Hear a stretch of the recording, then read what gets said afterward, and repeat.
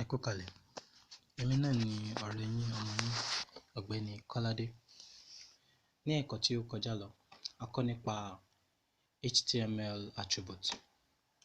A sọ̀rọ̀ nípa àwọn ọ̀rọ̀ mìíràn tí a lè fi sínú àwọn HTML tag wa, gẹ́gẹ́ bí title tag tó lè fún wa ní àwọn ìtumọ̀ oríṣiríṣi fún àwọn ọ̀rọ̀ HTML wa. A sọ̀rọ̀ nípa href, bẹ́ẹ̀ sì ni a sọ̀rọ̀ nípa source attribute. A sọ̀rọ̀ nípa height attribute àti width attribute. Ní òní, a máa sọ̀rọ̀ nípa oríṣiríṣi nǹkan. Ní gbogbo ohun tí mo ti kọ sílẹ̀ tí ẹ bá ṣàkíyèsí rẹ̀, mo kọ nípa HTML, gbogbo ohun tí ẹ ti mọ̀ tẹ́lẹ̀tẹ́lẹ̀ náà ni, ṣùgbọ́n èyí a máa sọ̀rọ̀ nípa oríṣiríṣi ọ̀nà mìíràn tí a fi máa ṣe àkọlé ètò ti ẹ̀kọ́ tí òní. Lákọ̀ọ́kọ́, tí a bá wò á rí pé orin orílẹ̀-èdè mi ni mo kọ, tó jẹ́ orin orílẹ̀-èdè mi tí a máa ń kọ fún ìyẹ́sí orílẹ̀-èdè. Orílẹ̀-èdè mi jẹ́ orílẹ̀-èdè Nàìjíríà. Orin orílẹ̀-èdè Nàìjíríà ó sọ pé dìde ẹ̀yin ará wa jẹ́ pé Nàìjíríà, pẹ̀lú ọkàn àti ìgbàgbọ́, iṣẹ́ àwọn akọni wa kó má sì já sásán. Mo ti gbìyànjú láti kọ díẹ̀ nínú orílẹ̀-èdè àti ìlérí fún orílẹ̀-èdè mi. Ohunkóhun tó bá wù yín lẹ lè kọ. Ẹ jẹ́ ká kọ́kọ́ gbìyànjú, ká kọ́kọ́ save ẹ̀, ká kọ́kọ́ mọ bí ó ṣe máa rí ná. Ẹ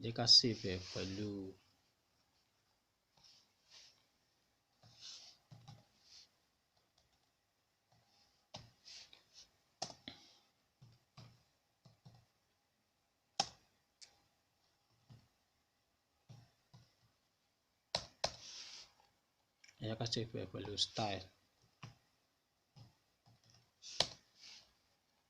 A ti save ẹ̀ báyìí. Lẹ́yìn bí a ṣe save ẹ̀ tán yìí, ẹ jẹ́ ká wo bí ó ṣe máa rí nínú browser wa.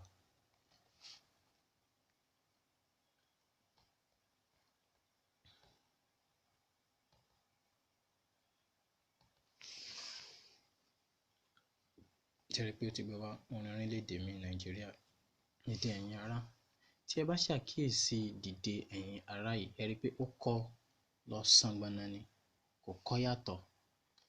Tí a bá sì wo inú editor mi, a rí pé mo kọ ní ọ̀tọ̀ọ̀tọ̀ ni, ṣùgbọ́n kó bá mi kọ lọ́tọ̀ọ̀tọ̀. Tí mo bá fẹ́ kó kọ lọ́tọ̀ọ̀tọ̀, oríṣiríṣi ọ̀nà wà tí mo lè lò. Àkọ́kọ́, mo lè lo ọ̀nà tí a lò tẹ́lẹ̀tẹ́lẹ̀ tí ó jẹ́ ti breakline. Tí mo bá fi breakline sí i, ó máa bá mi kọ ní ọ̀tọ̀ọ̀tọ̀. Bó ṣe máa bá mi kọ ní ọ̀tọ̀ọ̀tọ̀ lọ nìyẹn. Tí mo bá fi breakline sí gbogbo rẹ̀ lọ, ó máa bá mi fi gbogbo ẹ̀ sí ọ̀tọ̀ọ̀tọ̀. Ká ní mo wá save ẹ̀, mo wá tún reload pẹ̀lú orin orílẹ̀-èdè mi. Ṣé ẹ rí pé ó ti bá mi dámọ̀ yàtọ̀? Ó ti kọ bí mo ṣe fẹ́ kí ó kọ. Ọ̀nà mìíràn tí mo tún lè gbà kọ, tí mo bá fẹ́ kó kọ ní ọ̀tọ̀ọ̀tọ̀, ni pé mo lè yọ èyí kúrò. Mo lè yọ gbogbo breakline tí ó bá mi kọ kúrò, kí n fi ohun tí wọ́n ń pè ní preservative tag sí, pé kó bá mi preserve ẹ̀ bí mo ṣe fẹ́ kó rí. Ó jẹ́ pre, pé bí mo ṣe kọ síbẹ̀ ni kó bá mi preserve ẹ̀. Màá tún wá close ẹ̀ pẹ̀lú preserve tag náà pàápàá, pre. Màá wá save ẹ̀, màá padà lọ sí orí browser mi, màá wá reload ẹ̀. Ṣé ẹ rí pé ó ti bá mi preserve ẹ̀, dìde ẹ̀yin ará. Tí a bá lọ wò ó, a jẹ́ pé mo ti ṣe àṣìṣe kan ní dìde ẹ̀yin ará yìí fi wà ní ọ̀tọ̀. Bí mo ṣe kọ gẹ́lẹ́ ni ó ṣe bá mi kọ. So ìyẹn ni a ń pè ní preservative tag, torí pé eléyìí yàtọ̀ ni. Tí mo bá gbé wá síbí báyìí, ẹ rí pé bákan náà ni ó ṣe máa kọ gbogbo ẹ̀ báyìí. Ṣé ẹ ti rí? Ó ti bá mi preserve ẹ̀, ó ti jẹ́ kó kọ yàtọ̀. Tí a bá fẹ́ kọ bóyá poem ni tàbí orin ìṣíde tàbí orin ìṣílé. Lẹ́yìn náà, mo kọ nípa ìlérí fún orílẹ̀-èdè mi. Mo ṣèlérí fún orílẹ̀-èdè mi Nàìjíríà láti jẹ́ olótìítọ́, láti jẹ́ olódodo, ẹni tí ó ṣe é fi ọkàn tán àti olótìítọ́ ènìyàn. Kí Ọlọ́run kí ó ràn yín lọ́wọ́. Àmín. Lẹ́yìn èyí, tẹ bá ṣàkíyèsí pé mo fi paragraph tag sí gbogbo ẹ̀ lẹ́yọ kọ̀ọ̀kan, lẹ́yọ kọ̀ọ̀kan. Tí n bá fẹ́ fi paragraph síbẹ̀, mo lè lo preservative tag láti kọ gbogbo ẹ̀ lẹ́yọ kọ̀ọ̀kan. Ìyẹn jẹ́ alákọ̀ọ́kọ́. Ẹlẹ́ẹ̀kejì tí a máa mẹ́nu bà ni style attribute. Style attribute yìí a sọ̀rọ̀ kankan nípa rẹ̀ nínú ètò ẹ̀kọ́ tó kọjá lọ. Ká ní mo gbìyànjú mo fẹ́ fún orin orílẹ̀-èdè mi ní kọ́lọ̀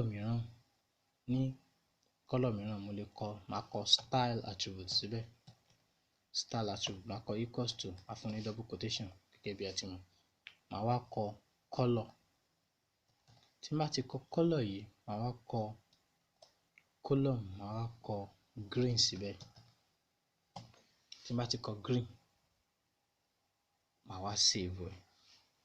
Mo ṣe save ẹ̀ yìí, tí n bá lọ sí orí browser mi, ó yẹ kó change orin orílẹ̀-èdè mi yìí. Ẹ jẹ́ ká tún reload. Ó ti dá àmọ̀ yàtọ̀, ó ti sọ di green. Ká ní mo fẹ́ sọ Nàìjíríà yìí di red, kí a tún máa wò. Ká ní mo lọ padà sí orí editor mi, tí mo bọ́ sí títí ọ̀dọ̀ ti Nàìjíríà, tí mo kọ style, tí mo kọ equals to, tí mo kọ double quotation, tí mo wá kọ red síbẹ̀, àwòrán pupa, tí mo wá save ẹ̀, tí mo padà sí orí browser mi, tí mo reload.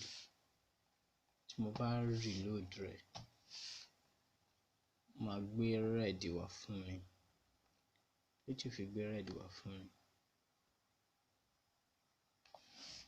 Ẹ jẹ́ kí a wo àṣìṣe tí a bá ṣe lórí red style. Ó ti rí àṣìṣe wa. A ò fi color sí. Color red. Ká wá gbà síbí báyìí. Ká wá reload ẹ̀. Ṣé rí pé ó ti gbé red wá fún orílẹ̀-èdè mi Nàìjíríà. Lẹ́yìn àwọn wọ̀nyí, tí a bá fẹ́ kọ style, a kọ́kọ́ máa kọ style. A máa kọ irú style tí a bá fẹ́ àti iṣẹ́ tí style náà máa ṣe. Ká fún wọn ní àpẹẹrẹ mìíràn. Ká sọ pé a fẹ́ fi style sí eléyìí. Ká sọ pé a kọ style. Lẹ́yìn tí mo ti kọ style náà tán, màá wá kọ equals to, màá fún ní double quotation. Irú style wo mo fẹ́, ká ní mo fẹ́ kó fún mi ní background color.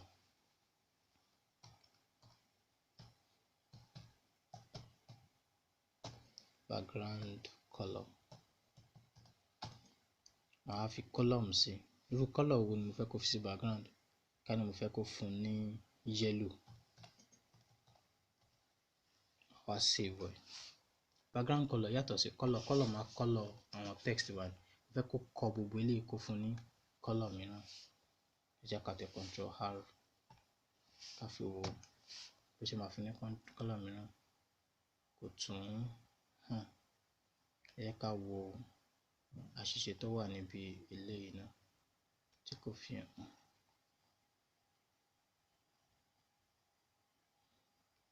Background color. Ẹ jẹ́ ká kọ red náà.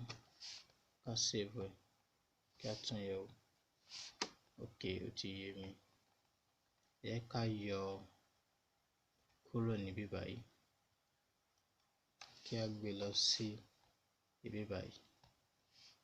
Torí pé a ti fi preservative tag síbẹ̀ yẹn ni ó fà á tí ó fi ṣe báyẹn.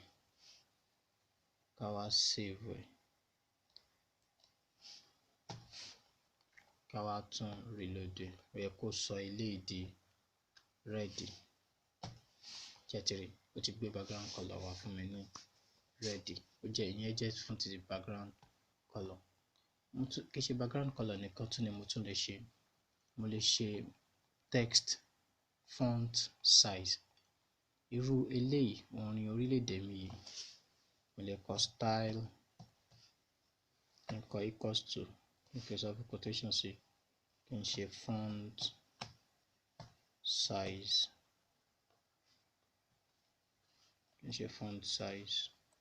kí n wá ṣe value rẹ̀. Ẹ jẹ́ kí n fún ní bóyá bí 400. Ẹ jẹ́ kí n save ẹ̀. Ẹ jẹ́ kí n save ẹ̀ 400%. Kí n wá save ẹ̀. kí wọ́n wá reload. Ṣé rí pé ó ti tóbi sí i, ó ti jẹ́ kí ó tóbi ju bí ó ṣe wà lọ tẹ́lẹ̀. Lẹ́yìn èyí, mo lè align àwọn ọ̀rọ̀ mi náà pàápàá. Ká ní mo fẹ́ kí eléyìí ó wà ní àárín. After equals to, fún ní double quotation, màá kọ text align.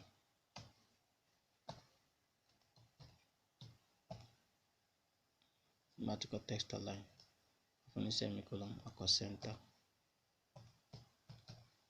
màá kọ save.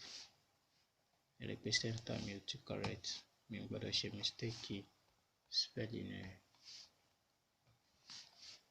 Tá bá lọ sí ìsàlẹ̀, ó fi hàn mí bí ó ṣe yẹ kí ó fi hàn mí.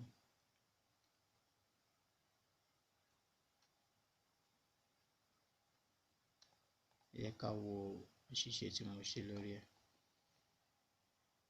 Ok, center ló yẹ kó jẹ́. Ẹ jẹ́ ká tún wá reload ẹ̀ báyìí. Ṣé rí pé ó ti gbé wá sí àárín. Tá pé left mo fẹ́ kó gbé wá, ó máa gbé wá sí left. Tí ẹ̀kọ́ yìí bá jẹ́ ohun tí ó ṣe yín ní àǹfààní, ẹ gbìyànjú kí ẹ bá mi tẹ subscribe button tàbí kí ẹ bá mi tẹ like. Ẹ ṣé lọ́pọ̀lọpọ̀.